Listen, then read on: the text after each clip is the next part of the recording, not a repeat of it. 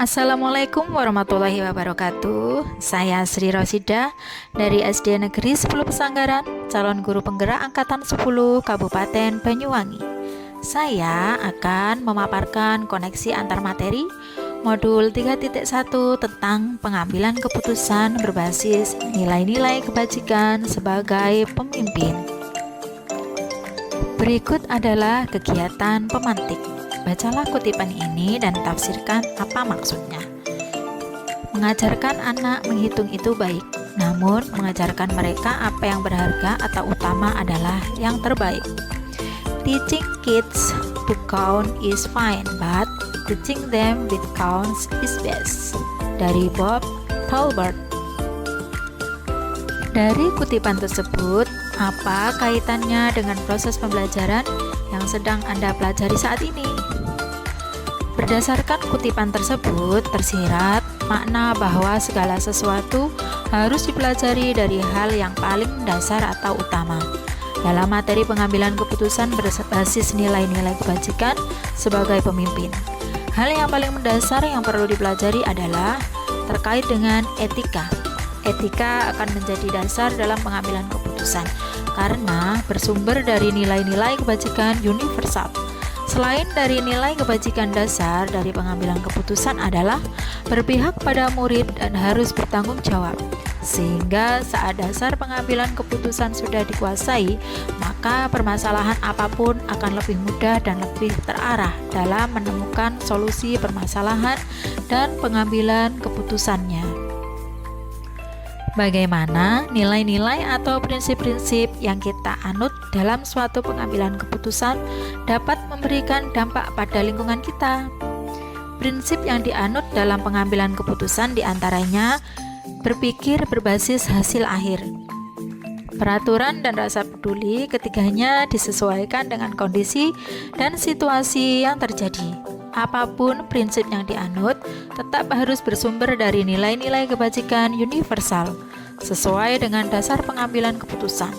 Dengan mengacu pada prinsip dan nilai yang sesuai, maka kita akan mengambil keputusan yang lebih adil, bijaksana, dan berpihak pada murid, sehingga akan memberikan dampak yang positif bagi lingkungan tempat kita berada. Bagaimana Anda sebagai seorang pemimpin pembelajaran dapat berkontribusi pada proses pembelajaran murid dalam pengambilan keputusan Anda? Dalam proses pembelajaran, tak menutup kemungkinan akan ada saja masalah yang terjadi di dalam kelas. Sebagai pemimpin pembelajaran, kita harus senantiasa peka terhadap segala persoalan yang terjadi dan mampu mengatasinya dengan baik sesuai dengan dasar pengambilan keputusan, diantaranya berpihak pada murid, bersumber pada nilai-nilai kebajikan, dan harus bertanggung jawab. Maka secara tidak langsung kita telah memberikan contoh teladan kepada murid, cara pengambilan keputusan yang tepat, yang adil, arif, dan tidak subjektif.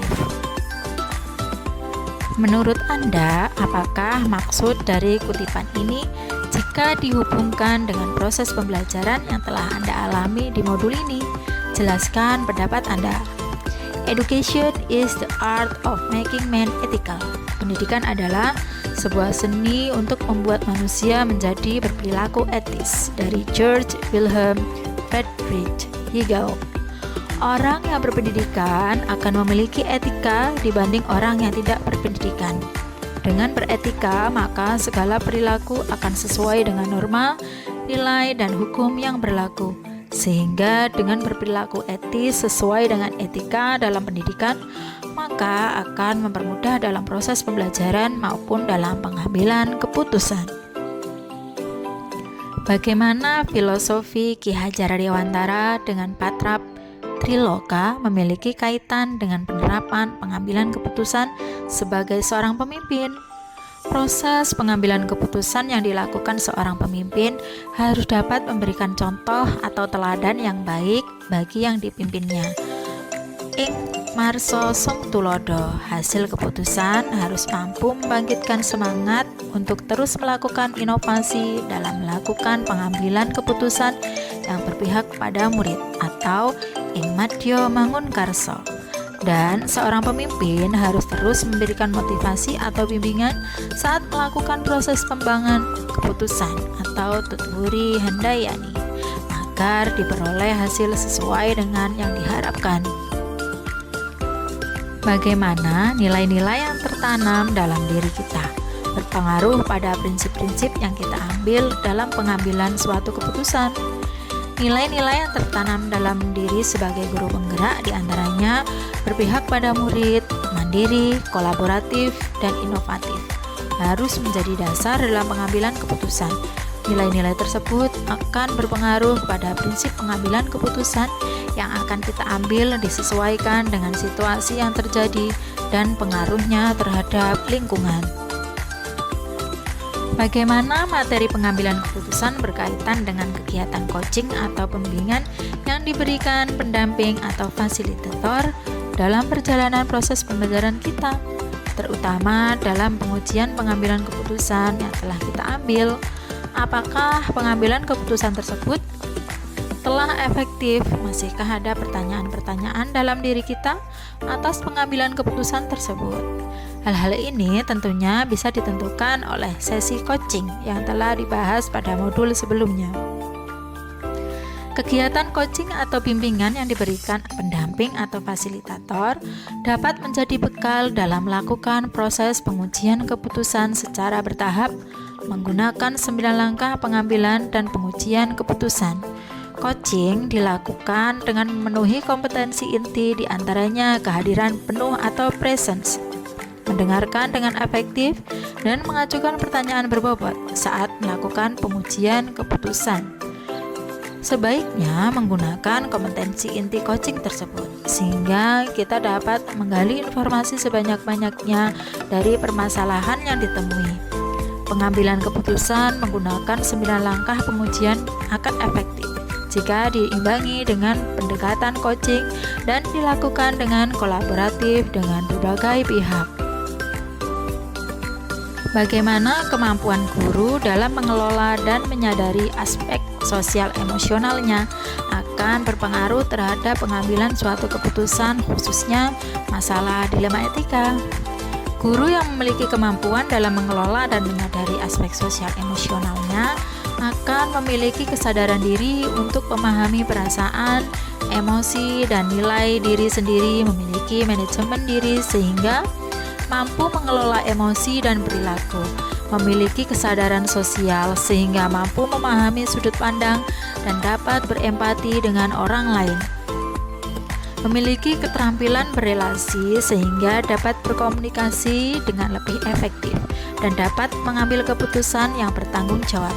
Masalah yang terkait dengan dilema etika akan diselesaikan dengan kepala dingin dan hati yang tenang, sehingga pengambilan keputusan dapat berjalan sesuai dengan langkah yang sistematis. Bagaimana pembahasan studi kasus yang fokus pada masalah moral atau etika kembali kepada nilai-nilai yang dianut oleh seseorang pendidik? Studi kasus yang berkaitan dengan moral atau etika harus didasari dengan nilai-nilai yang dianut seorang pendidik, berupa nilai-nilai kebajikan yang bersifat universal, diantaranya keadilan, keselamatan, tanggung jawab, kejujuran, rasa syukur, lurus hati, dan lain-lain. Dilema etika harus dianalisis menggunakan paradigma, prinsip, dan 9 langkah pengujian dan pengambilan keputusan dengan didasari dengan nilai-nilai kebajikan tersebut. Bagaimana pengambilan keputusan yang tepat? Tentunya berdampak pada terciptanya lingkungan yang positif, kondusif, aman, dan nyaman. Pengambilan keputusan yang tepat harus dilakukan dengan cara yang tepat pula, disesuaikan dengan situasi yang terjadi dengan berdasarkan nilai-nilai kebajikan universal. Saat keputusan yang diambil sudah tepat, maka akan tercipta lingkungan yang positif, kondusif, aman, dan nyaman. Tidak ada pihak yang merasa dirugikan, semua akan mendapatkan solusi atas permasalahan yang dihadapi. Apakah tantangan-tantangan di lingkungan Anda untuk dapat menjalankan pengambilan keputusan terhadap kasus-kasus dilema etika ini? Adakah kaitannya dengan paradigma perubahan di lingkungan Anda? Tantangan yang ada di lingkungan saya antara lain masih kentalnya kebiasaan atau budaya yang selalu dilakukan secara turun-temurun. Saat mengambil keputusan, sulit untuk lepas dari kebiasaan tersebut, sehingga keputusan yang diambil menjadi tidak relevan. Perlu adanya perubahan paradigma. Seharusnya paradigma yang sesuai adalah kebenaran lawan kesetiaan, sehingga akan menghasilkan sebuah keputusan yang dapat dipertanggungjawabkan kebenarannya. Apakah pengaruh pengambilan keputusan yang kita ambil ini dengan pengajaran yang memerdekakan murid-murid kita? Bagaimana kita memutuskan pembelajaran yang tepat untuk potensi murid kita yang berbeda-beda? Pengambilan keputusan yang kita ambil harus berpihak pada murid. Dalam pembelajaran, salah satu strategi agar berpihak pada murid adalah menggunakan pembelajaran berdiferensiasi.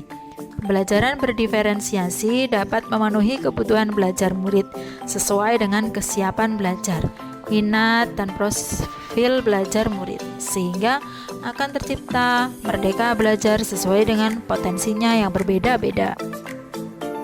Bagaimana seorang pemimpin pembelajaran dalam mengambil keputusan dapat mempengaruhi kehidupan atau masa depan murid-muridnya?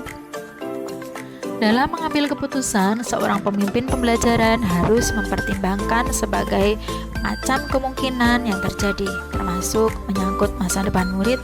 Oleh karena itu, perlu kehati-hatian dalam mengambil keputusan dengan melakukan pengujian sesuai dengan langkah-langkah yang sistematis, disesuaikan dengan paradigma dan prinsip yang tepat. Apakah kesimpulan akhir yang dapat Anda tarik dari pembelajaran modul materi ini dan keterkaitannya dengan modul-modul sebelumnya? Pengambilan keputusan harus dijiwai filosofi Ki Hajar Dewantara, berpegang teguh pada nilai guru penggerak, salah satunya berpihak pada murid dengan berlandaskan nilai-nilai kebajikan yang universal. Keputusan yang diambil harus mempertimbangkan berbagai hal termasuk masa depan murid. Pengambilan keputusan berpengaruh pada pengajaran yang membedakan murid karena disesuaikan dengan kompetensinya masing-masing. Seorang pemimpin haruslah memiliki kompetensi sosial dan emosional agar dapat mengambil keputusan dengan penuh kesadaran diri, mampu mengelola emosi dan mengambil keputusan yang bertanggung jawab. Saat proses pengujian keputusan diperlukan teknik coaching agar dapat menggali informasi sebanyak-banyaknya untuk mengambil keputusan. Sejauh mana pemahaman Anda tentang konsep-konsep yang telah Anda pelajari di modul ini, yaitu dilema etika dan bujukan moral, 4 paradigma pengambilan keputusan, 3 prinsip pengambilan keputusan, dan 9 langkah pengambilan dan pengujian keputusan. Adakah hal-hal yang menurut Anda di luar dugaan? Perbedaan mendasar antara dilema etika dan bujukan moral dapat dilihat dari kedua pilihan kasusnya. Jika kedua pilihan sama-sama benar, maka masuk ke dalam dilema etika. Namun, bila salah satu benar yang lain salah, maka termasuk ke dalam bujukan moral. Terdapat 4 dilema etika antara individu lawan kelompok, rasa keadilan lawan rasa kasihan, keadilan lawan kesetaraan, dan jangka pendek lawan jangka panjang. Terdapat 3 prinsip dalam pengambilan keputusan, yaitu berpikir berbasis hasil akhir, berpikir berbasis peraturan, dan berpikir berbasis rasa peduli. 9 langkah pengambilan keputusan diantaranya mengenali nilai yang bertentangan, menentukan siapa yang terlihat, kumpulan fakta yang relevan, pengujian benar atau salah, pengujian paradigma benar lawan benar, melakukan prinsip resolusi, investigasi opsi trilema, buat keputusan, lihat lagi keputusan, dan refleksikan. Hal yang di luar dugaan adalah dalam melakukan pengambilan keputusan memiliki keterkaitan dengan modul lain yang telah dipelajari sebelumnya. Sebelum mempelajari modul ini, pernahkah Anda menerapkan pengambilan keputusan sebagai pemimpin dalam situasi moral dilema? Bila pernah, apa bedanya dengan apa yang Anda pelajari di modul ini? Pernah, namun sebelumnya saya tidak mengetahui adanya tahapan dalam pengujian dan pengambilan keputusan, sehingga keputusan langsung diambil tanpa mempertimbangkan hal-hal lain yang mungkin terjadi saat mempelajari modul ini. Ternyata sebelum mengambil keputusan perlu adanya penentuan paradigma, prinsip, dan menjalankan 9 langkah pengujian dan pengambilan keputusan terlebih dahulu dengan dasar nilai-nilai kebajikan, berpihak pada murid, dan bertanggung jawab. Bagaimana dampak mempelajari konsep ini buat Anda? Perubahan apa yang terjadi pada cara Anda dalam mengambil keputusan sebelum dan sesudah mengikuti pembelajaran modul ini? Mempelajari modul ini sangat berdampak besar bagi saya, terutama berkaitan dengan cara pengambilan keputusan yang sebelumnya tidak menggunakan langkah-langkah apapun. Sekarang, setelah mempelajari modul ini, perlu adanya pemilihan paradigma yang tepat, prinsip yang sesuai dengan melakukan 9 langkah pengujian dan pengambilan keputusan dengan sistematis. Seberapa mempelajari topik modul ini bagi Anda sebagai seorang individu dan Anda sebagai seorang pemimpin? Sangat penting mempelajari modul ini, baik sebagai pemimpin karena dapat mengambil keputusan yang dapat dipertanggungjawabkan dengan berlandaskan nilai-nilai kebajikan agar dapat berpihak pada murid. Demikianlah pemaparan saya tentang koneksi antar materi modul 3.1. Wassalamualaikum warahmatullahi wabarakatuh. Terima kasih.